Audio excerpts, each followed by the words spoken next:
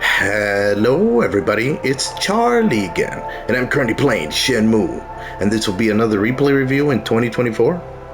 Other than that, let's get into it. Hope you guys enjoy. What's up guys, I'm back with another review in 2024. This time, legendary masterpiece. This used to be one of the greatest games of all time. People's opinions obviously vary nowadays, but this was Sega's outstanding achievement from the 90s. And when this came out, it exploded. Like, everybody wanted to check it out. It was something new and different. Now you have like tons of these types of games, but this is like the innovator. Sadly, the game didn't make what was expected because it was the most expensive game ever made at that time.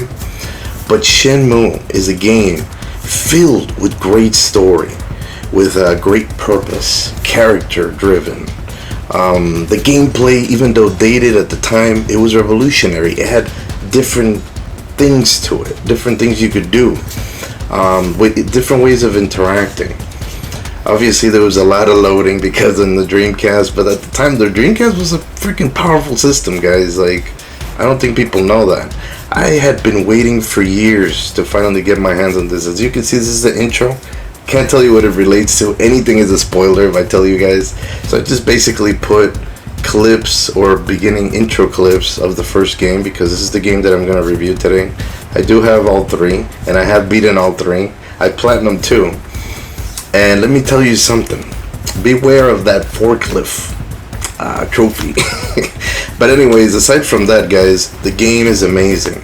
It is a classic revenge story, but the way it's written and the way it's done, voice acting is a little corny, guys, because the game is based in the 80s, but it is worth playing through all three games in my opinion. The third game kind of dropped the ball a little bit, but we're not going to talk about that right now.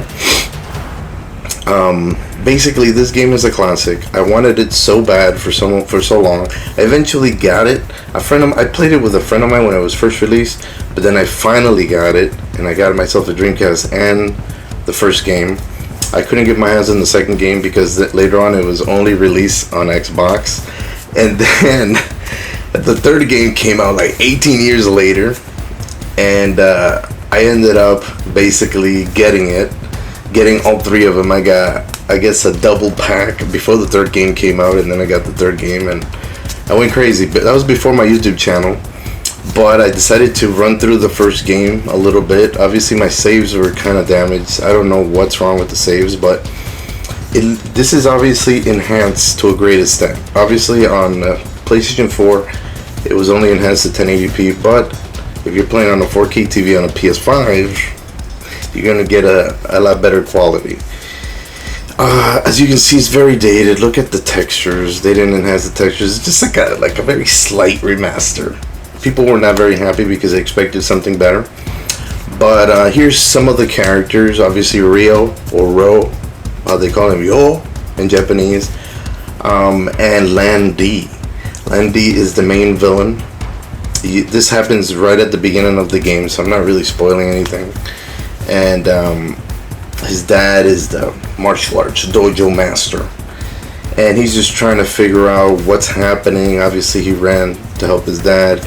This game is filled with martial arts moves that you learn, and this is actually one of the influences, or it was supposed to be a Virtual Fighter game originally, right, based on the main character of Virtual Fighter.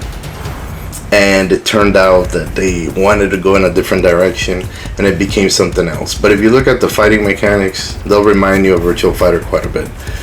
And since I just reviewed it last week, I figured, hey, let me follow it up with another classic, you know. Obviously this one is a bit older, but this is the HD collection with the double pack, the first and second game. Second game is a bit larger than the first game, but the first game is very involved, very close story, very cozy story. But in my opinion, it was very satisfying. It still is. Obviously a lot of you guys may find it kind of dated, but since we're halfway through the review, I'm still going to go ahead and give you my analysis of this game in 2024. I still think it's at a 7, at least at a 7, even as a fan. To maybe ultra fans, it might be a little bit higher. But I need to be fair with you guys. There's a couple of things wrong with the game, obviously. Like I said, it's a very old game. Voice work, the audio is really bad still. They didn't fix it, not even for the remaster. So a lot of people were mad. At the time, though, this was a 10 out of 10. But over the years, you know, this is the granddaddy of games like, I don't know, Sleeping Dogs, Sifu. It just influenced so many games that have come out later on that were really good, and based on a lot of martial arts stuff where you learn on the fly and all that. And it was not a fighting game, which people thought it would have like a whole fighting game side or whatever. It's literally an action adventure that you really get trapped and you want to know what's going on. It can get tedious because of the loading, but now that it's in the newer consoles, including the PS4, the loading is nearly non-existent. But there's a few things where there's backtracking and stuff. The town really isn't that big compared to nowadays, but at that time it was considered massive.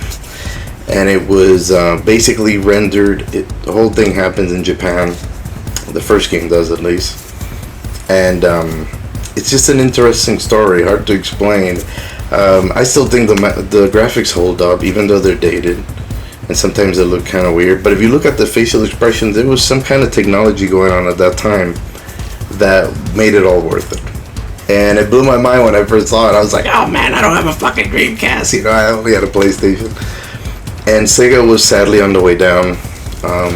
But I still like Sega. You know, I have love for gaming in general. Okay, I'm not biased towards PC or Xbox or anything. I'm cool with everybody. If you got good games, I would like to play them. And recently I heard that Xbox games are coming to PlayStation. Totally happy about that. Hopefully it happens vice versa. Just so that everybody can play good games. That's the whole point. But yeah, unfortunately, as you can see in this clip, something very bad happened to his father. And they showcased some of that motion capture martial arts stuff, which at the time was very hard to capture because of the technology was dated. But yeah, I would still recommend you buying the collection. It should be very cheap now. And just play through these two games. And the first one especially is very slow. The second one is a lot better, gameplay wise and stuff. But I still think play through all three games. The stories, they're good.